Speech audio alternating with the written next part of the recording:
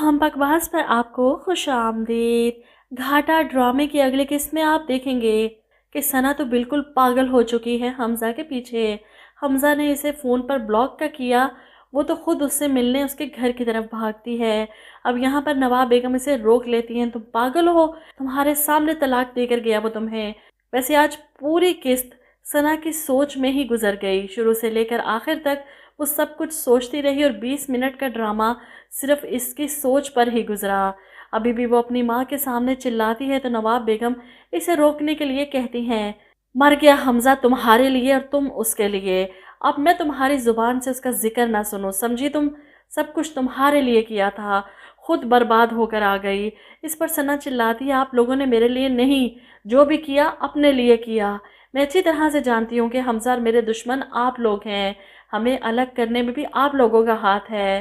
रोते हुए अपनी माँ से कहती है, कितनी बार कहा मैंने आपको कि हमज़ा जो कह रहा है वो कर लें, इसकी बात मान ले, माफ़ी मांग ले। रानिया पर लगाए इल्ज़ाम की। हमज़ा ने मुझसे खुद कहा था कि वो मुझे अपना लेगा, लेकिन आपने तो अपनी ज़िद में अड़ी रही। देख लिया, आपकी वजह से मेरा घर बर्बाद हुआ। अब यहाँ पर इसकी नानी आ जाती हैं, क्या हो गया है, क्या शोर मचा रखा है। नवाब अपनी माँ को सना के पागलपन के बारे में बताती हैं, संभाले से, आप ही समझाएं, मेरी तो कोई बात सुनने को तैयार नहीं। सना भी नानी की गोद में सर रखे हमज़ा की बेवफाई की कहानियाँ सुनाती है। वो जैसे जैसे कहता रहा मैं वैसे वैसे करती रही, मुझे पता ही नहीं चला कि वो मुझे धोखा दे रहा था।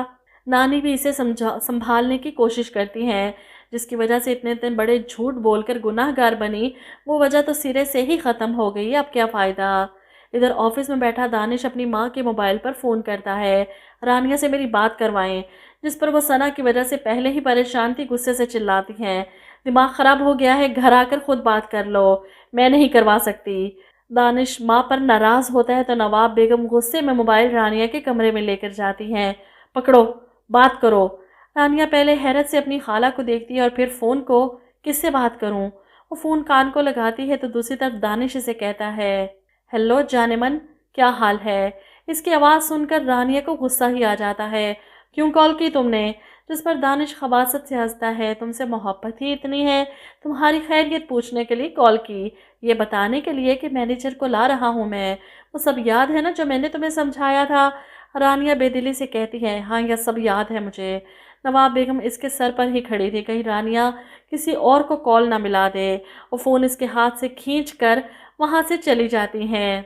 अब रानिया रो रही है कि आधी जायदाद तो दानिश पेपर साइन करवा कर हासिल कर चुका है, अब जो बाकी रह गई वो भी छीन लेना चाहता है।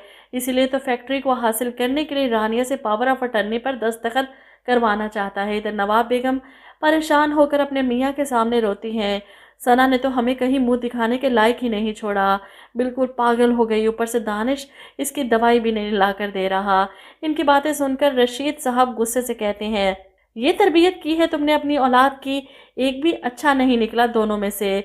नवाब तो इन्हें भी बातें सुनाती हैं, हाँ भाई, मैं बुरी, मेरे बच्चे बुरे, सब बुरे, और तुम और पूरी दुनिया जो हम में से कीड़े निकाल रहे हैं वो सब अच्छे हैं। इधर आप देखेंगे कि दानिश बिलाखिर मैनेजर वकील को लेकर घर आ जाता है। एक बार फिर से इन दोनों माँ बेटी को सामने बिठाकर ज़बरदस्ती इन पेपर्स पर साइन करवाए जाते हैं। रानिया भी अपनी माँ की खातिर आखिरकार साइन कर ही देती है, जिसके बाद दानिश की खुशी का कोई ठिकाना ही नहीं, वो खुशी से फूले नहीं समाता और दिल से कहता है, इसे कहते हैं किस्मत। रानिया तुम्हारी मोहब्बत तो ना मिल सकी मगर दौलत मिल गई। अब रानिया और इसकी माँ कमरे में जाते हैं तो रानिया फिर से कोशिश करती है खिड़की तोड़ने की, किसी तक अपनी आवाज़ तो पहुंचा सके। इसकी माँ रोकती हैं तो वो सर पकड़ लेती है, सब कुछ अपने नाम करवा लिया इसने तो, हमारे लिए कोई रास्ता भी नहीं छोड़ा। मामा, हम क्या करेंगे, अब कहाँ जाएंगे? इसे अब डर लग रहा है हकीकत में, क्योंकि दानिश तो सब कुछ हासिल कर चुका है। अब इसे और इसकी माँ को रास्ते से हटाना इसके लिए कौन सी मुश्किल बात है। वहीं दूसरी तरफ हमज़ा को भी सारी खबरें हैं कि दानिश इसके चचा की फैक्ट्री में क्या गुल खिला रहा है।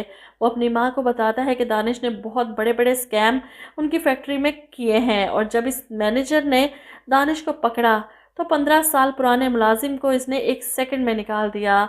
नाहिला बेगम को यकीन नहीं आता, ये सब के सब पागल हैं क्या? पूरा ख़ानदान ही मुझे पागलों का लग रहा है।